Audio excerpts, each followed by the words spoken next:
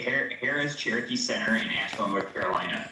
The quick housekeeping items in the interest of time and giving opportunities to as many people as possible. We ask that you kindly refrain from asking two-parted questions, and please try to keep your questions focused on AEW World's End and the Max launch next Wednesday. I'll turn it over to Tony for some opening thoughts, and then we'll open the lines for questions. So, Tony, go ahead. Hey, thank you very much, Danny. Thank you.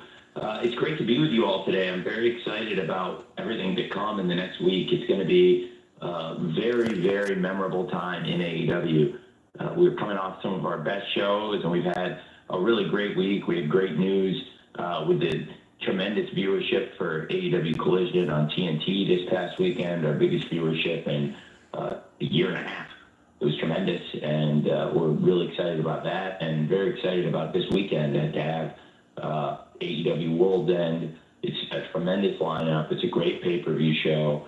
So many things to be looking forward to in AEW, and then right after this huge World's End pay-per-view this Saturday, we have the mother of all simulcasts, AEW continuing for many years to come on TBS and TNT, and our first ever simulcast on TBS, Fight for the Fallen, and live streaming on Max. It's a really huge opportunity for us, and this is just a massive week for us, and I'm really excited to be able to talk to all of you about it. So with that, we can catch up on AEW World's End or Fight for the Fallen or both. Thanks for being here today, and Danny, we could get started with the questions, I guess. Sounds great, Tony. Appreciate it. John Alba with Fightful is up first, and he will be followed by Jason Powell with ProWrestling.net. John?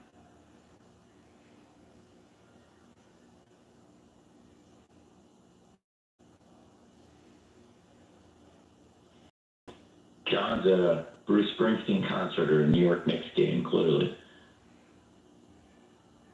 John, you there? Me. Tony, can you hear me? Now I hear you. Hey, man. Okay, sorry, the system wasn't letting me unmute. No Knicks, there's a Knicks game tonight I'll be covering, but great to chat with you, and hopefully we'll get a chance to catch that Springsteen show too and count on that. But I want to talk about someone who was a big part of World's End last year. I believe he was in the Sting match, Ricky Starks. And you talk about how Dynamite is going to be part of this big brand new era, the Big Bang coming up here with the Max launch. Do you foresee Ricky Starks being part of any of those festivities in Dynamite and AEW going forward in 2025? I think we'll have to stay tuned to see who's going to be a part of the Fight for the Fallen and the simulcast, and it remains to be seen. We've got a great roster here, and we've got one of our best pay-per-view lineups for World's End this year. I think it's a tremendous card. And then as for who's going to be at the mother of all simulcasts, that remains to be seen. But thanks for asking. Thank you, John. Jason Powell with ProWrestling.net is up next, and that'll be followed by a write-in from Kimmy Sokol with the Pop Break.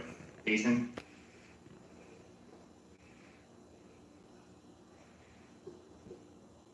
Hey, Jason. Hey, very simple question. Will Dynamite and Collision both stay 2-hour shows once the new deal with WBD kicks in?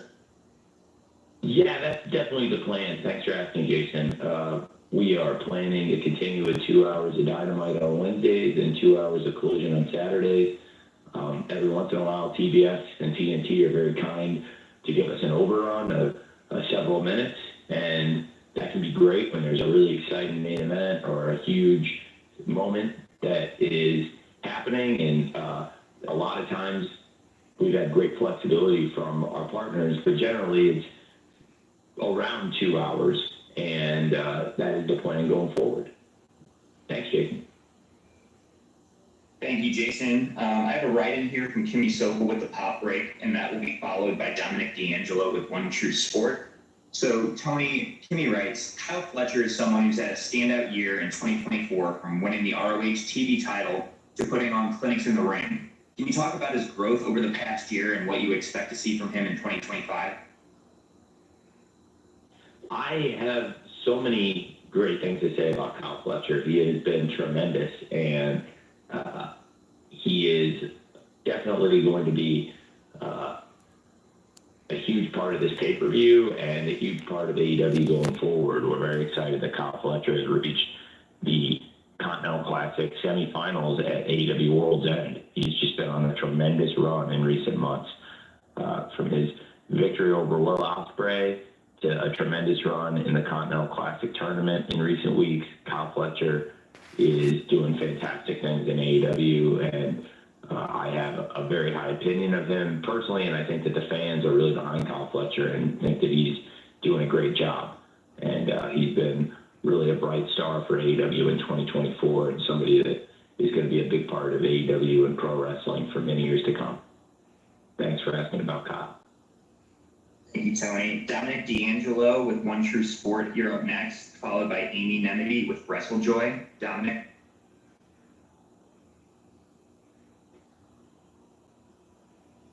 Tony, you able to hear me okay? Yeah, I hear you great. Thanks. Cool. Hey, Merry Christmas, first of all, and Happy New Year upcoming.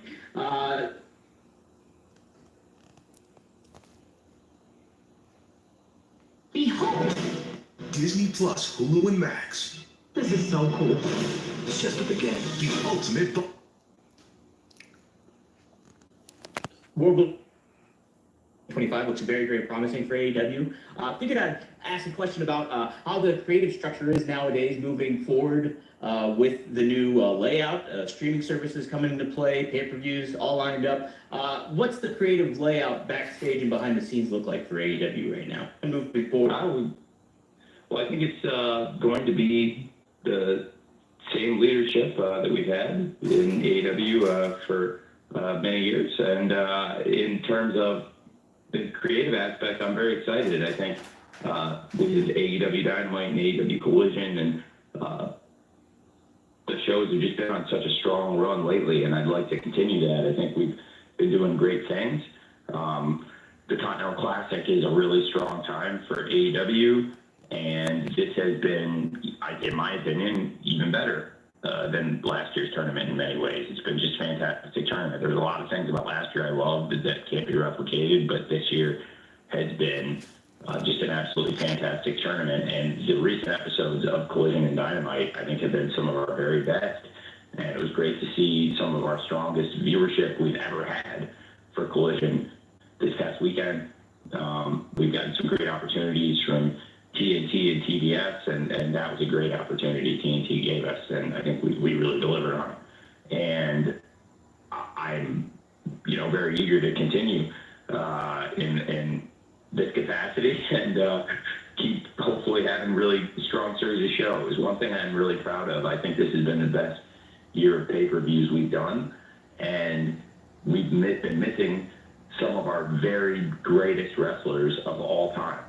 And in sports, with injuries and circumstances where you have your top athletes unavailable, sometimes it's challenging to put the best team, to put the best results forward. And this year, I think AEW's results on pay-per-view have just been outstanding, and I think the consistency and strength of the shows throughout the year has been unparalleled. And I'm really happy about that, and I think the TVs have been some of our very best recently, and I'm very, very happy with that. I'm very, very focused and really excited going into 2025 as the head of creative. Thanks for asking. Thank you, Tony, and thanks, Dominic. Amy Nemedy, you are up next, followed by Alex Hunt with Inside the Ropes. Amy?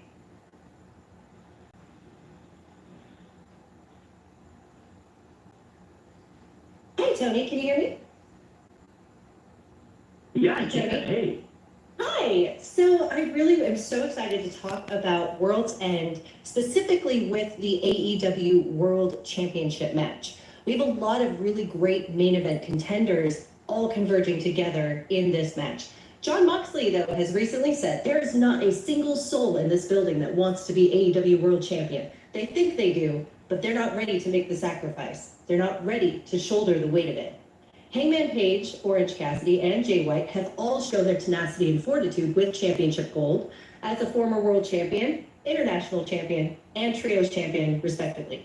They also all had wins over Jon Moxley, both in AEW and in New Japan Pro Wrestling. With so many styles, storylines, and histories converging in this high-stakes match, can you talk a bit about the motivations of Jon Moxley and each of these contenders for the AEW World Championship? Thank you.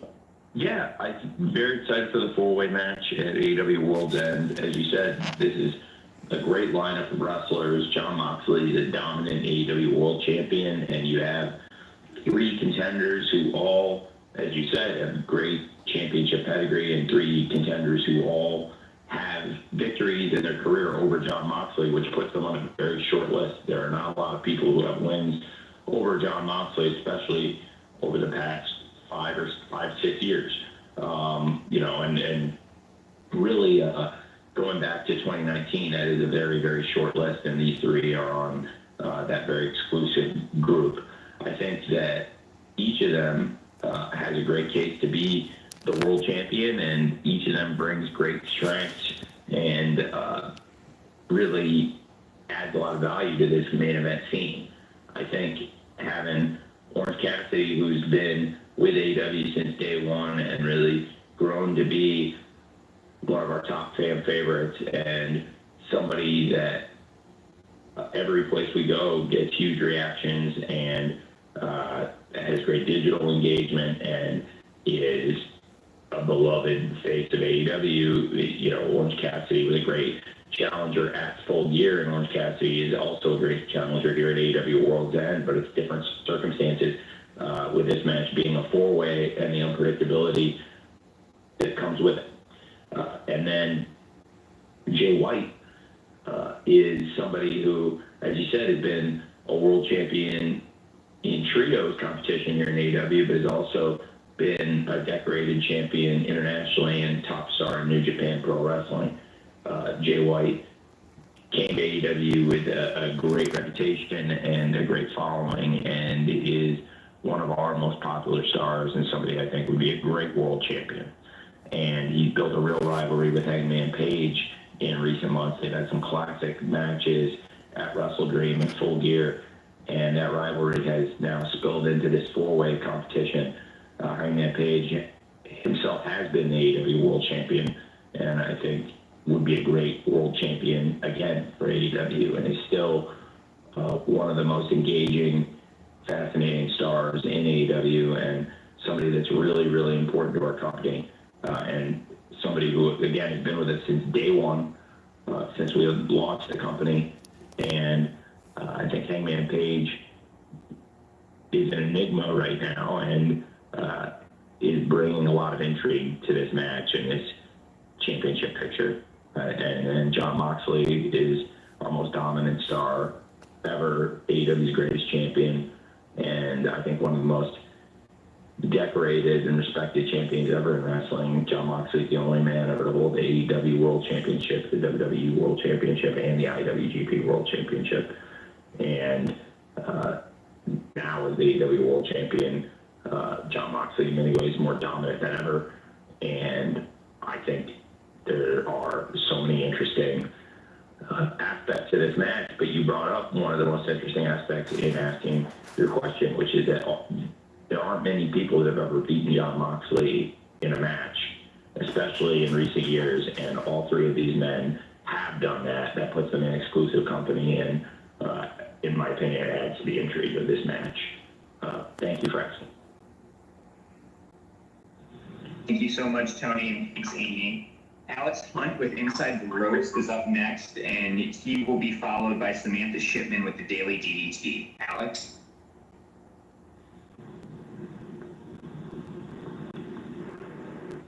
It's going great. How are you?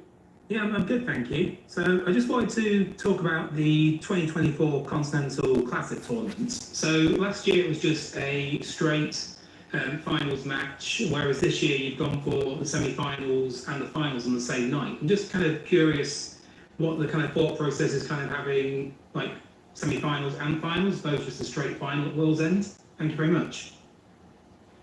Well, it's a great question. There are several things that it came down to. I'm very proud of the work that everybody's done to make this Continental Classic so tremendous. As we go into the semifinals, we've got four great contenders two great semifinal matches with Kyle Fletcher against Will Ospreay and Ricochet versus Kazuchika Okada. And then we'll have a great finals match on AEW World's End. And I felt that it would add to the pay-per-view to have the semifinals and the finals. It's grueling competition, and it adds another aspect to the tournament and what it takes and the tenacity and adversity involved for somebody to come out on top in this tournament. I think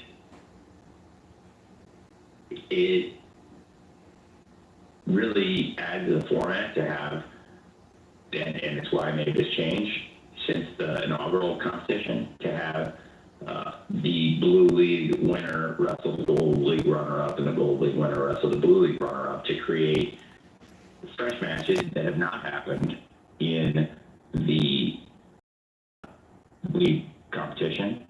And with 33 matches in the tournament, there's so many great moments and things that have happened throughout this tournament. We've seen so many massive developments, great matches, and rivalries and stories that have come out of the tournament. And I think that this format change makes World's End even more exciting and adds more intrigue to the tournament. And with the timing of World's End coming off AEW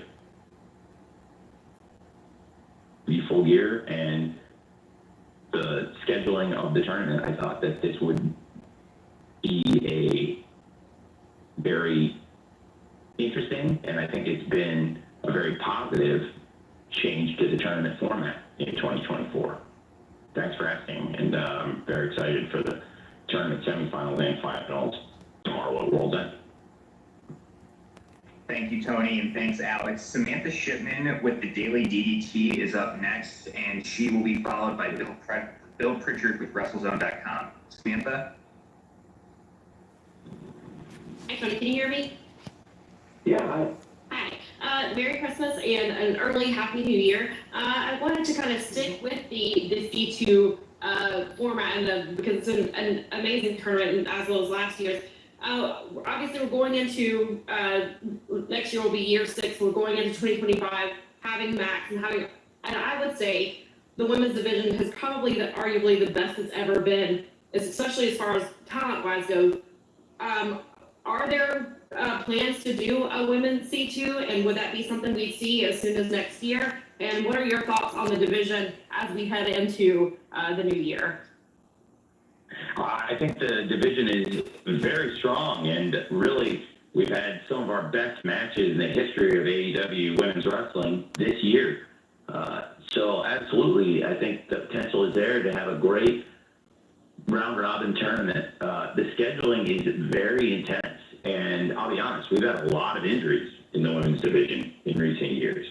And this tournament takes a toll. We saw this year that Juice Robinson was injured in the first week, and I thought we were very fortunate not to have many other severe injuries with the hard-hitting nature of the tournament. I think Women's Continental Classic potentially could be a very, very exciting tournament. We've had some of our top wrestlers in the women's division returning from injuries recently. If we get everybody healthy, I do think it's something I'm very interested in. It is a very grueling and challenging tournament for many reasons.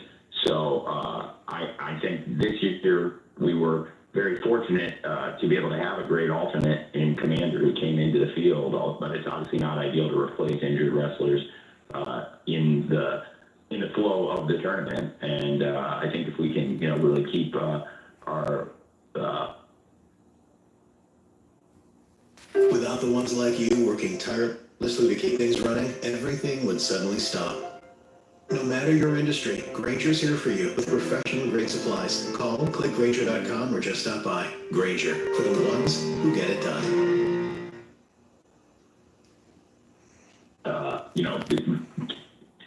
I think that right now, the quality of women's wrestling in AEW is the highest it's ever been, and we're continuing to build and have more great matches, more great rivalries, and I think at this time, just looking ahead to this weekend's pay-per-view, knowing that we have Mercedes Moné versus Chris Statlander 2, and a great rematch of a classic at Full Gear that I think is one of the best matches all year, men or women, in AEW, with Mercedes Moné and Chris Statlander. I thought it was one of our top matches all year. And it'd be great to get the TBS Championship rematch. Very excited about Thunder Rosa versus Mariah May in the Tijuana Street fight. Mariah and Thunder are both tremendous in these hard-hitting, no disqualification situations. They both really bring the fight, and I think that's going to be a wild brawl tomorrow at World's End. And a lot of other exciting developments in AEW. Of course, the return of Julia Hart and the big mother of all simulcasts, a fight I've been wanting to see for many, many weeks now, and I think a lot of the fans feel the same way with Julia Hart versus Jamie Hayter. And, and then, of course, the return, or if we're going to enable her and call it her debut, that's okay, too, of Toni Storm. And having Toni Storm back is tremendous. So we have a great, great group right now, and I think it's the strongest it's ever been. So I'm hoping to continue building on that, and if we keep everybody healthy and keep building and moving in that direction, I definitely think a great tournament like that would be a great development, and continuing the great work that the women's wrestlers in AEW have been doing, which I think they're having really their best year yet. So I'm very excited about that. Thanks for asking. Thank you, Tony, and thanks, Samantha. Bill Pritchard with WrestleZone.com is up next, and he'll be followed by Josh Nason of the Wrestling Observer. Bill?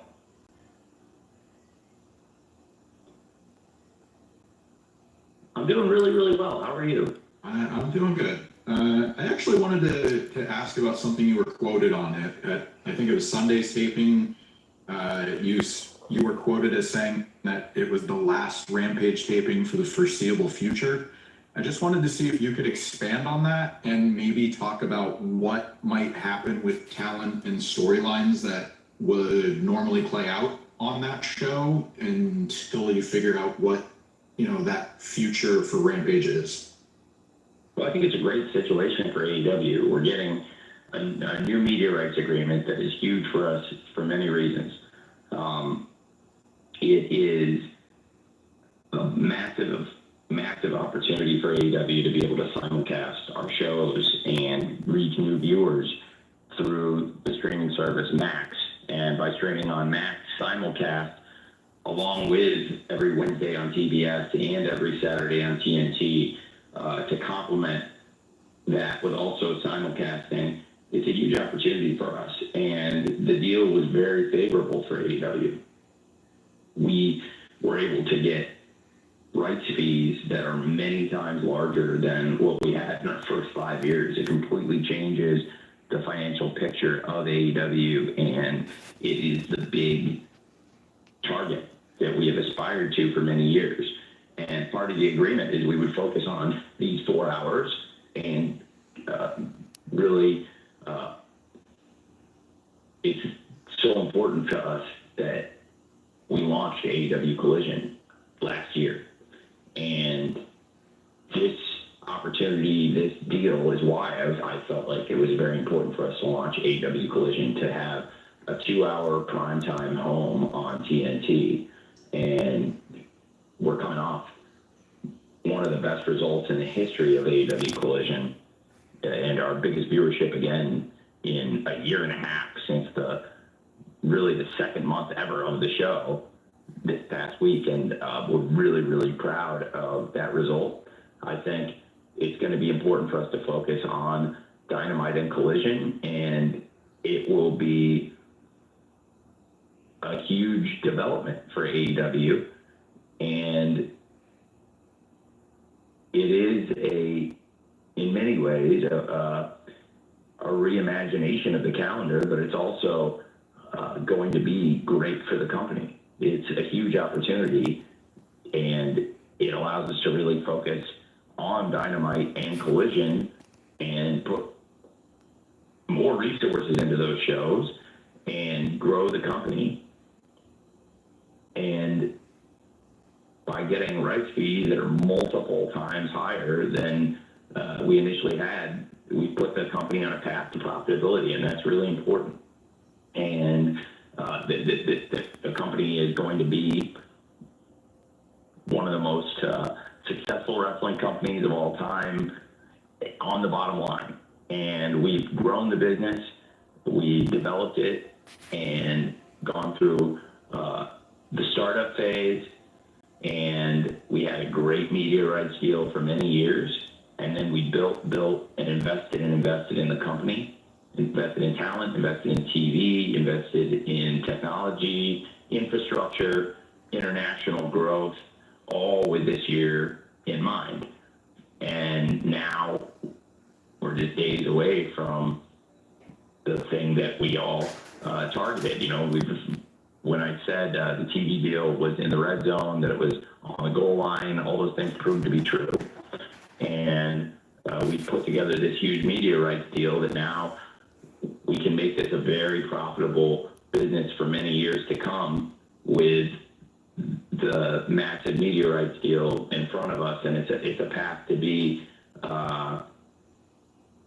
one of the two most successful and profitable wrestling companies of all time in an era where media has changed so much. It's really great that pro wrestling is making such a huge step into streaming this coming week. And AEW is a huge part of that story, and we'll be the first ones to ever do weekly simulcasts with TBS, TNT, and Max. And Rampage has been a great show for us. And for the foreseeable future, we're going to focus our resources on Dynamite and Collision, because Dynamite and Collision, the rights fees around those shows have skyrocketed, and that is the way we had built it up, and that was why this deal made so much sense for us, and why it's such a great opportunity for us to focus on Wednesdays and Saturdays and really grow the company to new heights with this deal, with the streaming opportunity, but also with the rights fees we've commanded. Thanks for asking. Thank you, Bill, and thanks, Tony. Josh Nason with the Wrestling Observer is up next, and he'll be followed by Brian Zillum with PW Torch. Josh? Hey, Tony, can you hear me? Yeah, really great, man. Awesome, great. I kind of a follow-up to Bill's question. Given that you're losing 50-ish hours of TV a year, and you have a pretty big roster as it is now, do you foresee having to do any cuts in the first part of the year to help accommodate for the loss of those hours? I can't say right now how we'll accommodate that. It's a good question to ask, and with the company getting significantly more money, many times more money to produce these 4 hours of TV and focus on that, and then carry that over into the streaming platform, it is a change from doing 5 hours of TV. But we'll be much better off as a company with this deal. And as for how we'll reimagine the roster and how we'll utilize everybody going forward, it's a fair question to ask, and it's something we'll have to look at. But I think there will be great opportunities, and versus a year and a half ago when Collision first launched, we had been doing AEW for many years with 3 hours and with only 2 primetime hours. And now, really 2, at least in the peak of prime time, and now this opportunity to have 4 hours and these key time slots, these key opportunities, it's just a great chance for AEW. It's the biggest opportunity we've ever had, and it's going to be coming off what I think is going to be an excellent pay-per-view. So I think there's going to be a lot of buzz on next week's shows with AEW Fight for the Fallen Wednesday night in Asheville, North Carolina on TBS and Max, and Saturday in Charlotte, North Carolina on TNT and Max. I think there's going to be a lot of great buzz coming off World's End about the upcoming shows, and that will be a great opportunity for us to really make this a successful launch and focus on these 4 hours. And then it will be a change doing 4 hours instead of 5 hours. But again, the company is growing, and it's going to be a great opportunity for AEW. But it is a change going from 5 hours to 4 hours, even though the 4 hours are now live streaming, simulcast. We're being much better compensated going forward. It's a really exciting opportunity for us. But it's a fair question you're asking about how we'll handle it. I can't speak to that now, but I appreciate you asking. Thank you, Tony, and thanks, Josh. Brian Zillum with PW Torch is up next, followed by Stu Myrick with Sports Guys Talking Wrestling. Brian?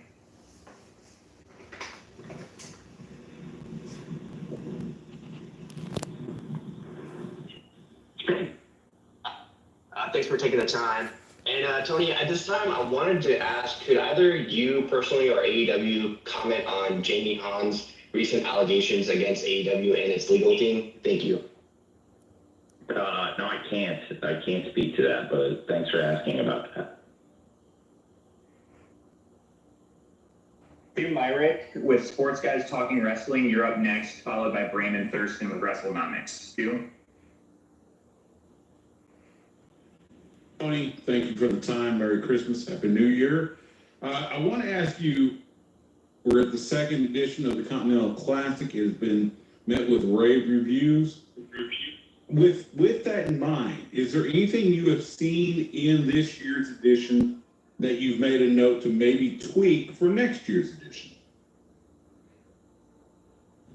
Well, that's a great question. I think the format has been excellent. I think we'll always update the field, and this year's tournament included 12 great wrestlers. Several of them were in the tournament last year, and then there's several that are new to the field, and I think that's a great format, bringing some fresh faces in each year and also having some veterans of the tournament. And I think the tournament has been excellent. We made a major change to the formatting, as you mentioned, with the semifinals and the finals now on World's End, but also with the cross-block semifinals now. And I think this format's excellent. I mean, I can't speak to everything we'll do a year from now with exact certainty, but I'm very confident in this format, and I think this is a perfect format. We'll see how everything works out at AEW World's End tomorrow, but as of right now, I feel really good about this Continental Classic format. So, if you ask me now and shot me 11 months forward in the time machine in the time cop technology, then I would say that I think this is a great format, and I would be very happy to contest the Continental Classic under the same format next year as it stands right now, and we'll see how it goes tomorrow at AEW World's End.